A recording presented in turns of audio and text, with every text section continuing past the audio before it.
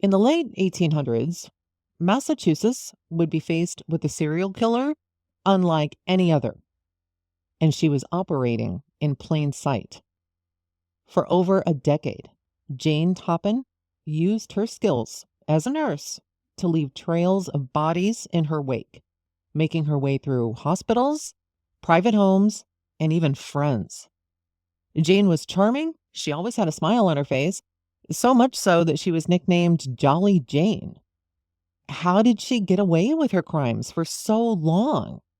Did people just refuse to believe that a nurse, of all people, could be a cold-blooded serial killer?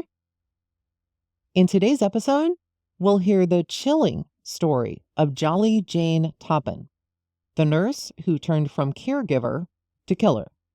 We'll explore her troubled past, her rise in the medical field, and the shocking spree that eventually led to her downfall. And after it's all said and done, you'll start asking yourself, how well do you really know the people taking care of you?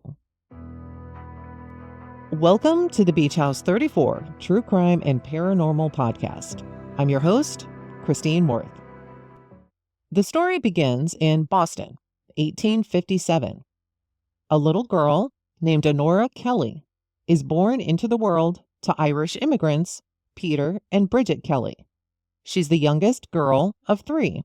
Her oldest sister was Nellie, and the middle sister was Delia. It didn't take long for tragedy to strike the family. When Honora is barely 1, her mom dies from tuberculosis. But, at least she had her dad, right? Well, technically, her dad, Peter, had his own demons and struggled with alcoholism and mental instability. It's also reported that he was abusive to his girls. Now, Peter, he was a tailor, and those who knew him gave him a nickname, nothing to do with being a tailor, but he earned the nickname Kelly the Crack, meaning crackpot. There were even rumors that one time he attempted to sew his own eyelids shut. So let's fast forward to 1860. Honora is now 6 years old, and Peter, Dad, has decided that he just doesn't want the responsibility of raising 2 of his daughters. So he takes Honora, who is 6, and Delia, who is 8, and drops them off at the Boston Female Asylum. Their intake documents, describe the girls as being rescued from a very miserable home. Now, this generally meant that the girls experienced neglect or abuse before showing up at the front door of the asylum. Now, this Boston Female Asylum, even though it's got this name, asylum, in the name, it's actually kind of like an orphanage. And it had a mission statement, and it was to receive, protect, and instruct female orphans until the age of 10 years when they are placed in respectable families. Now, after they turn 10, not exactly sure what happened to them. But anyhow, during this time, these asylums actually just kind of functioned as a catch-all just for kids who faced either poverty, neglect, or family instability. It wasn't necessarily that you were actually an orphan. It's just like in Honora's case, your family just doesn't want to deal with you anymore. Now, as I said, even though the asylum was meant to be kind of a refuge for young children, just imagine being sent away to a place where you don't know anyone. Your only personal family source has done this to you. Here's all these strangers. You're really young. You don't know what's going on. Talk about being emotionally traumatic, right? When Honora was 8 and still in the asylum with her sister Delia, a widow named Ann Toppin took her in. And you might think, well, this is great. She's found someone to care for her, to feed her, and house her. Well, you'd sort of be right. Anne already had a daughter, Elizabeth. What she wanted Honora for was to do the family's laundry, their errands, their cleaning, and joining the family on outings. And yes, she is 8 years old. So, yeah, she had a roof over her head. She had food to eat, but she had no love, no feeling of actual family. To Anne, she was nothing more than an indentured servant. And another thing about Anne held this prejudice against the Irish, and Honora was most definitely Irish. Anne, as soon as Honora was brought into the household, was renamed to Jane, and she was given the surname of Toppin. So Honora Kelly was now Jane Toppin, 8-year-old indentured servant. You can imagine how confusing this would have been for her. Anne also didn't want people to know that Honora, now Jane, was Irish. So she made up a story about Jane being an Italian immigrant.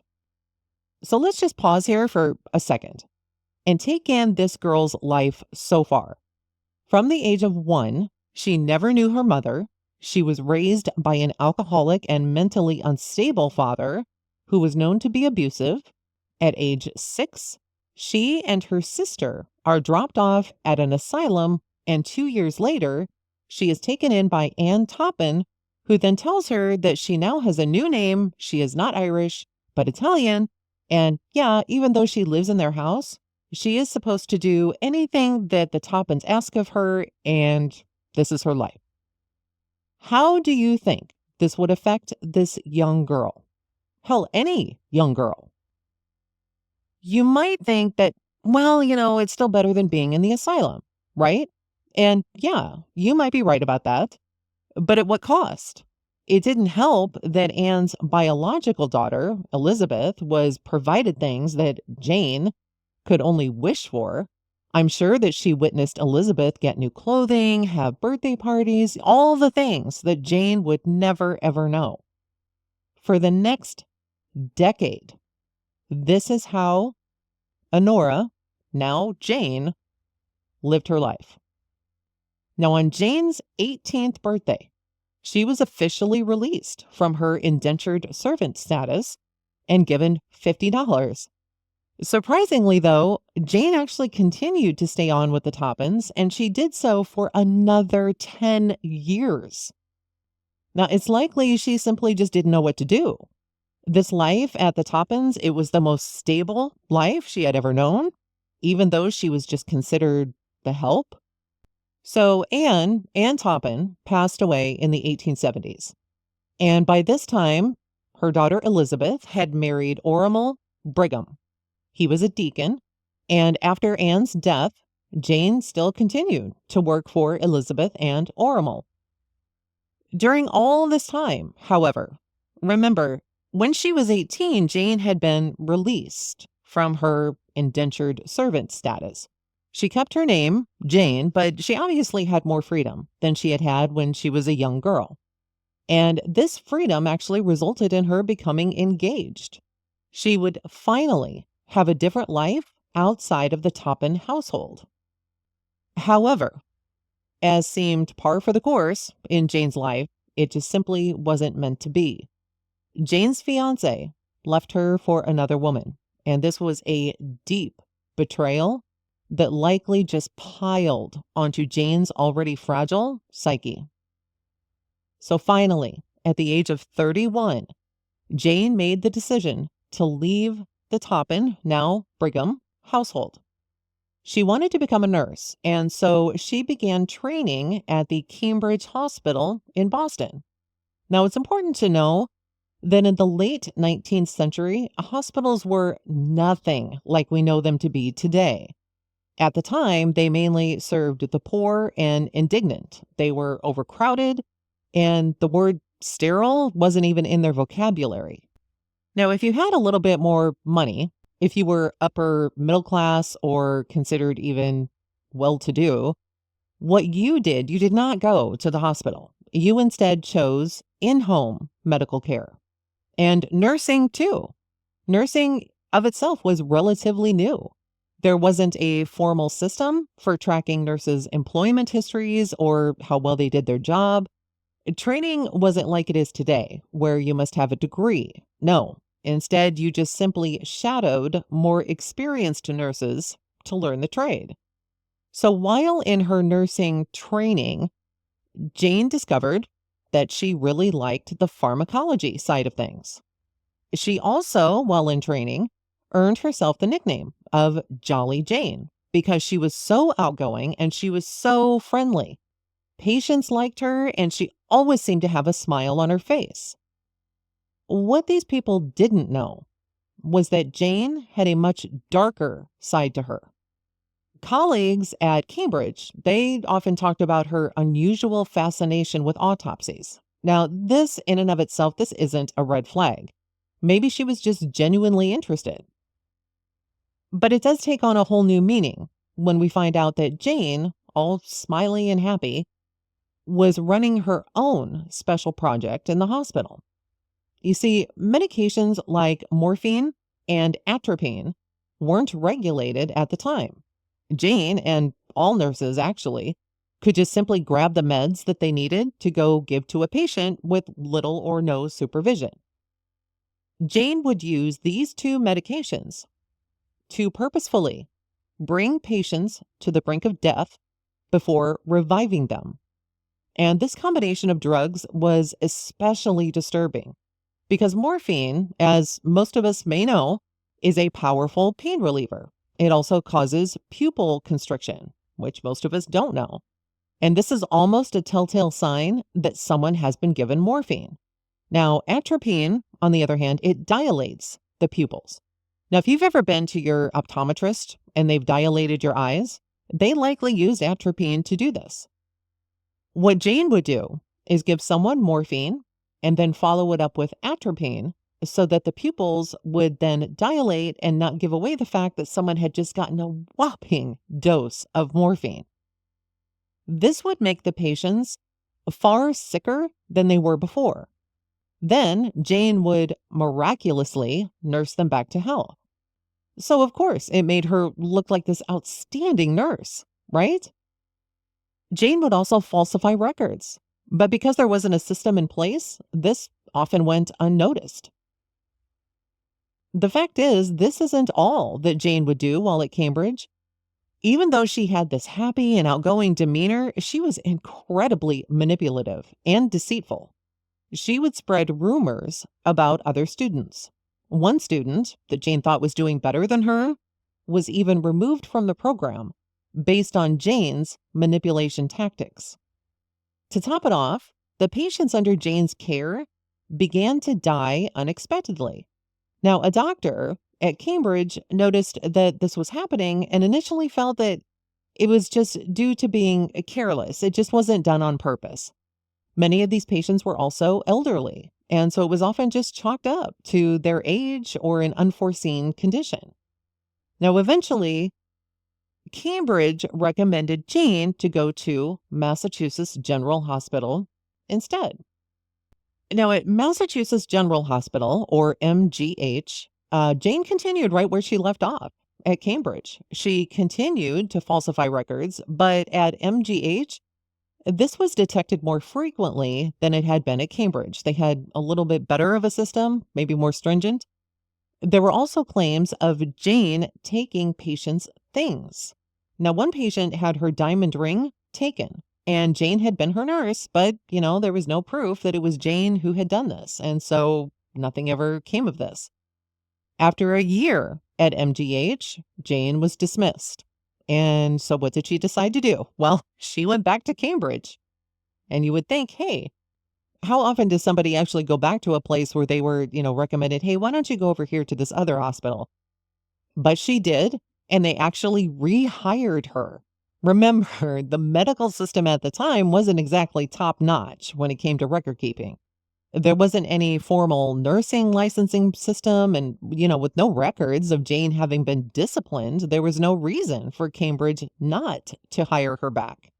She wasn't there for long, though. Cambridge fired her again. Hopefully they kept better records this time. Jane decided that, you know what, it might be better to work as a private nurse instead of in a hospital, because this would allow Jane to have absolute freedom when caring for the patients that hired her. Plus, most of those who could afford A private nurse, they were those upper middle class and wealthy clients, which, could give her a higher paycheck. And another perk, she didn't have someone watching over her shoulder all the time. Now, in the midst of all of this, Jane is actually renting a summer cottage on Cape Cod.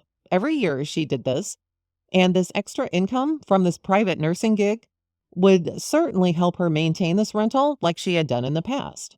So in 1895, Jane began to work as a private nurse for an elderly couple, Israel and Lovey Dunham. She also had a room in their home where she would stay while she took care of the couple. What the couple didn't know was that Jane really, really disliked the elderly. She often remarked that there was no point in keeping old people alive and described them as feeble and fussy.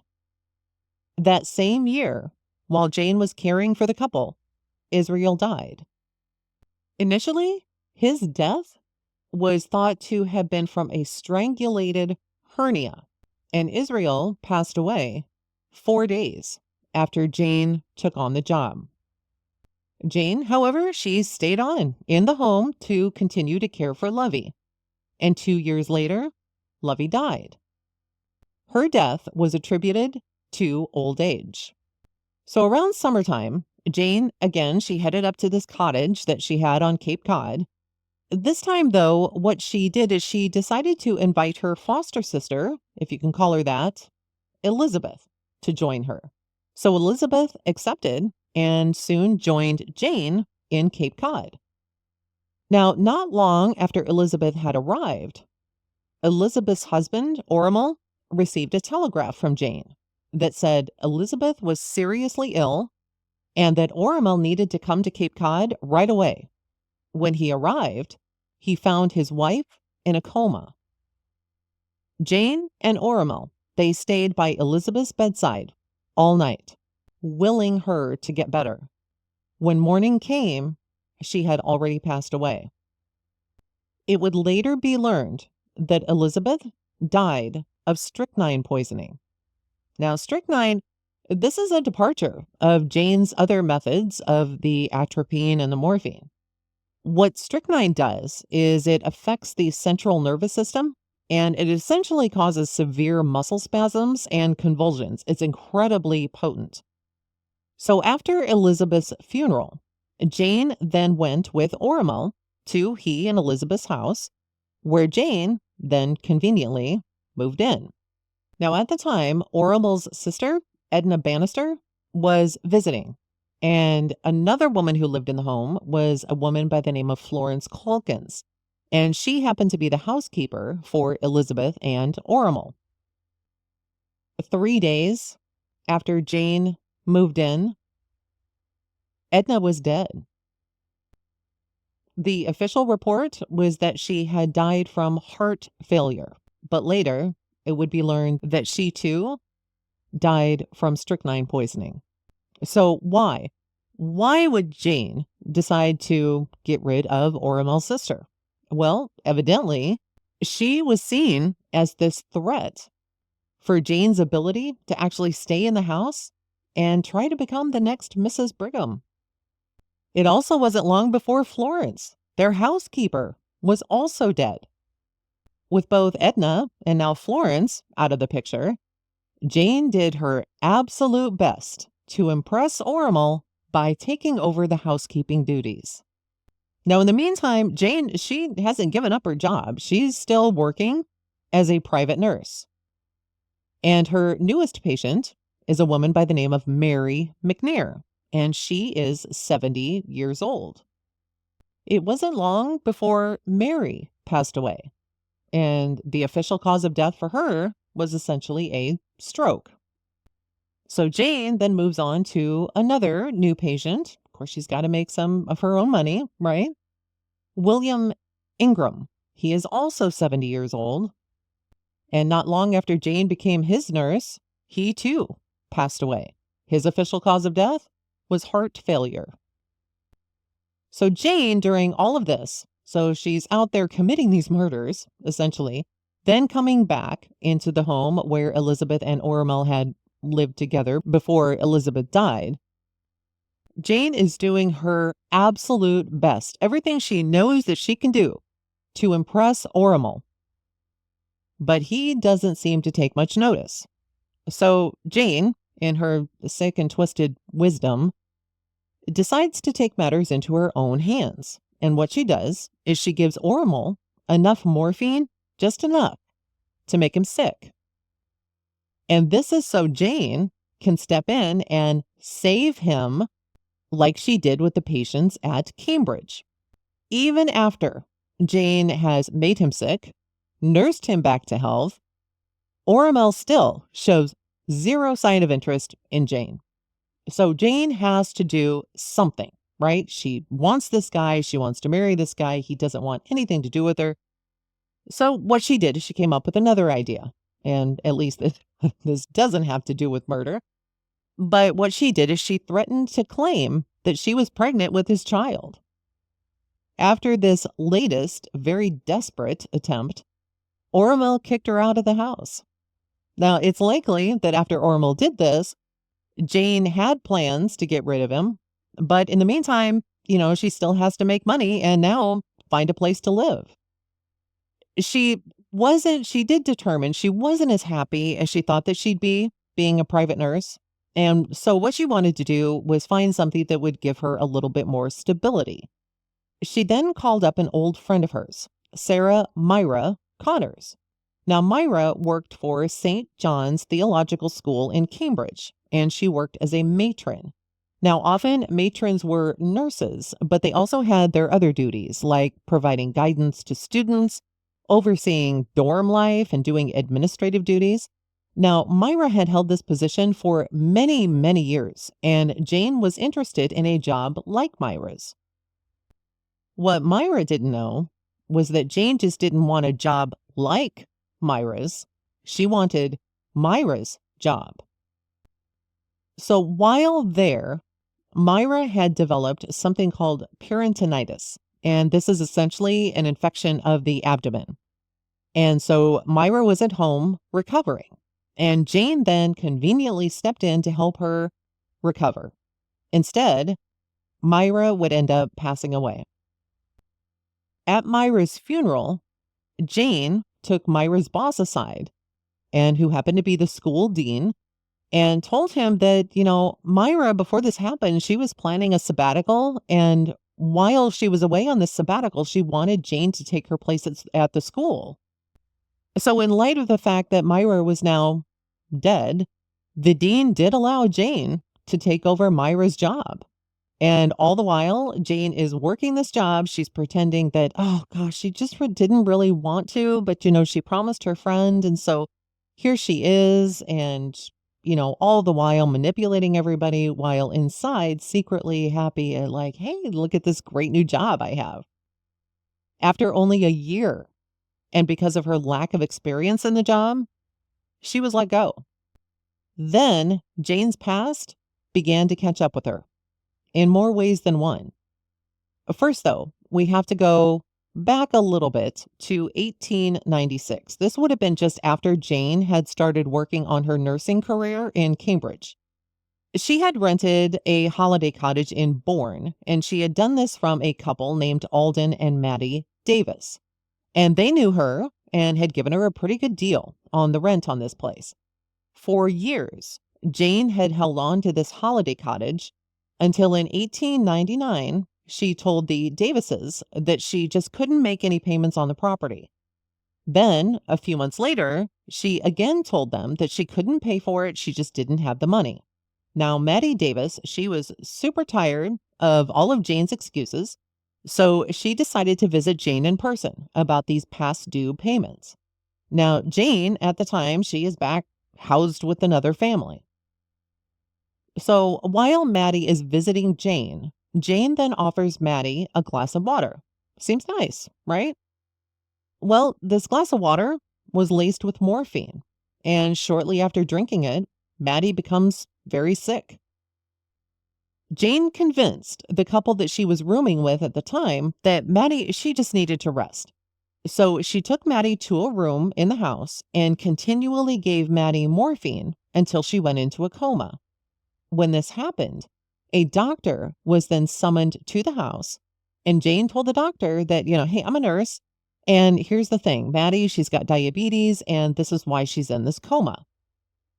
For a week, Jane continued to give Maddie just enough morphine to make her lucid, or just enough to finally put her in a coma, until eventually just giving Maddie the final fatal dose. After Maddie died, her daughters, Maddie's daughters, Genevieve Gordon and Minnie Gibbs, moved in with their elderly father, Alden, to support him. Now, at Maddie's funeral, which Jane obviously attended, the Davises invited Jane to stay with them as their house guest. She had been there. Maddie had gotten sick. She had taken care of her. Here she was at the funeral showing so much concern. Obviously, when they invited her, Jane couldn't have been more happy. While she was at the Davises' home, Jane started a rumor that Genevieve, one of the daughters, was considering, and told Genevieve's sister, Minnie, that she had seen Genevieve looking at this tin of arsenic in the shed. It wasn't long before Jane poisoned Genevieve with arsenic. Jane knew there was this huge stigma surrounding, and so she used this to her advantage. She had already planted the seed in Minnie's mind that Genevieve was considering it. So, when it happened, the death was considered to be at Genevieve's own hands. Now, Alden, he's having just lost his wife and now one of his daughters. Alden was the next to pass away. Now, his death was attributed to grief, but we all know that this wasn't the case. Minnie was now the only one left. Jane gave Minnie a large dose of morphine, but it didn't initially kill her. What it did is it made Minnie unable to swallow. So Jane decided to try a different method. She then put morphine into an enema and gave it to Minnie to finish her off. What Jane didn't know was that Minnie's father-in-law was part of the police force. As a matter of fact, he was a captain. So Captain Paul Gibbs found these deaths, especially happening so sudden and to an entire family, very disturbing and suspicious. So he did what any good captain would do and started an investigation. He got in contact with a toxicologist and then convinced a judge to exhume Minnie's body. The investigation determined that Minnie's cause of death was morphine and atropine poisoning. After these events at the Davises, and having no idea that she was being investigated, Jane then again visited Oramel, Elizabeth's widower. I don't know what she was hoping for, but whatever it was, she never found it, and Oramel again rejected her. Shortly after this, Jane attempted herself, but ended up in the hospital. Now, one of the detectives on Jane's case, Detective Patterson, he caught wind of this, and so he decided to try a unique tactic. He pretended to be sick as well, so that he could be admitted to the same hospital as Jane. He wanted to observe her without her being aware of it. In the meantime, the police are gathering more and more evidence against Jane. Now, a part of this investigation included visiting pharmacies where Jane would have gone. They found 2 pharmacists from Cape Cod who both said that they had sold significant quantities of morphine to Jane Toppin. Now, after Jane was released from the hospital, what she did is she headed to New Hampshire to visit a friend of hers, Sarah Nichols. Now, the police by this time, they had plenty of evidence on her. They knew where she was going, and so they followed her to Sarah's house and arrested her. It is not an understatement to say that the police likely saved Sarah from being yet another one of Jane's victims. Now, the media, oh my gosh, the media went nuts over Jane's arrest. The investigation expanded and it uncovered a web of suspicious deaths, all connected to Jane throughout her career. Articles about Jolly Jane appeared everywhere. She was portrayed as a monster, which really isn't far from the truth. Articles often talked about her appearance, her personality, and even what she had for breakfast. As you might imagine, the public, hearing that a trusted person like a nurse could do these crimes, created incredible outrage and fear. The public started to question, the safety of hospitals and the integrity of the nursing profession. Meanwhile, Jane's in prison, and evidently she confessed to a staggering number of murders, claiming to have killed at least 31 people. She said that she derived pleasure from bringing patients close to death, reviving them, and then watching them die again. Now, some people she told this to had doubted what she was saying, but investigators, they were able to corroborate many of these stories, either through exhuming bodies, doing autopsies, or testimonies from witnesses. When it came time for the trial, the prosecution, they had plenty of evidence, but the defense team, of course, she needed an attorney herself, right? He wanted to use the insanity plea. Now, knowing that Jane, she was facing the death sentence.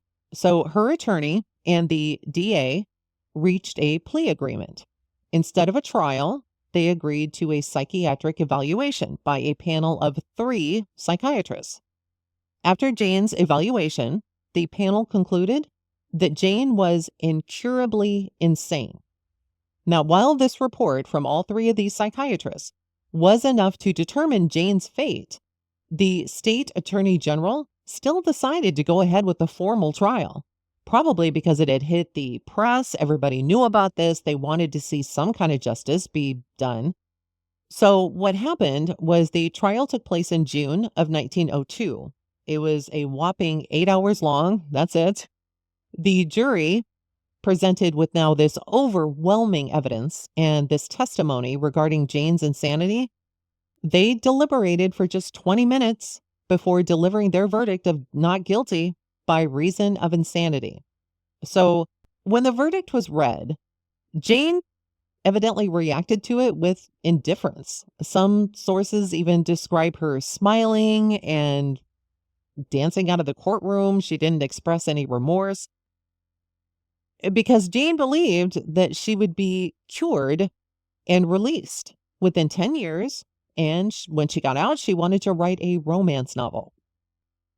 Immediately, she was committed to the Taunton Insane Hospital for life.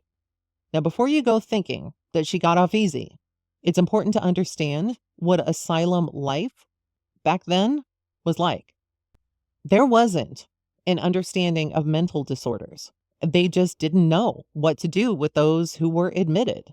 But that didn't mean they didn't try a variety of techniques to attempt to cure those who were in their care.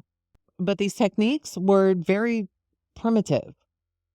Patients were put in isolation rooms to calm them. They used straitjackets, shackles, and straps to control those patients.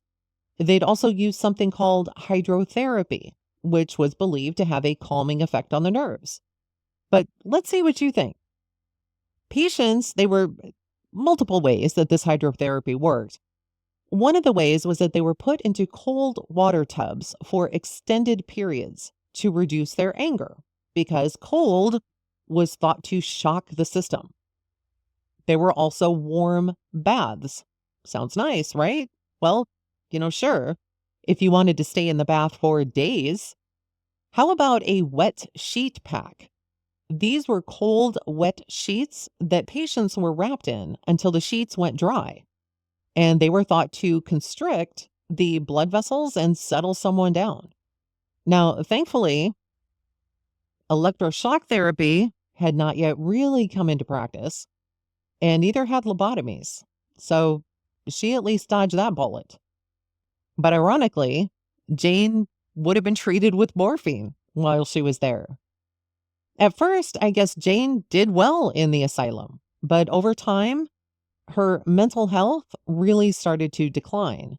She developed manic depression. She showed increasingly erratic behavior, including paranoia and delusions. And about a year into being at the insane asylum, she refused to eat because she was afraid that her food might be poisoned. Ironic, right? Jane ended up dying in Taunton Insane Hospital on August 17th, 1938, at the age of 84. She never expressed remorse for any of her crimes. Now, you might be wondering what happened to her sister Delia, the one who was admitted with Jane when they were kids.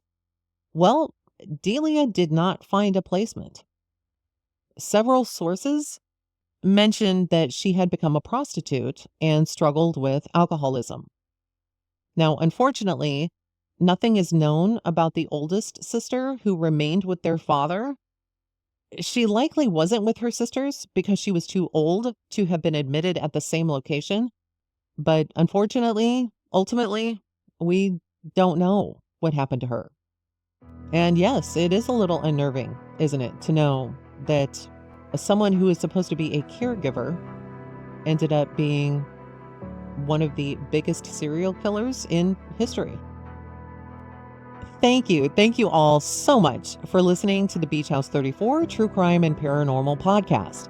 Join me next Tuesday at 7 p.m. Central Standard Time when, in the spirit of the Halloween season, you'll hear a paranormal episode that will send a few chills up your spine. Until then, stay safe and we'll talk soon. Bye for now.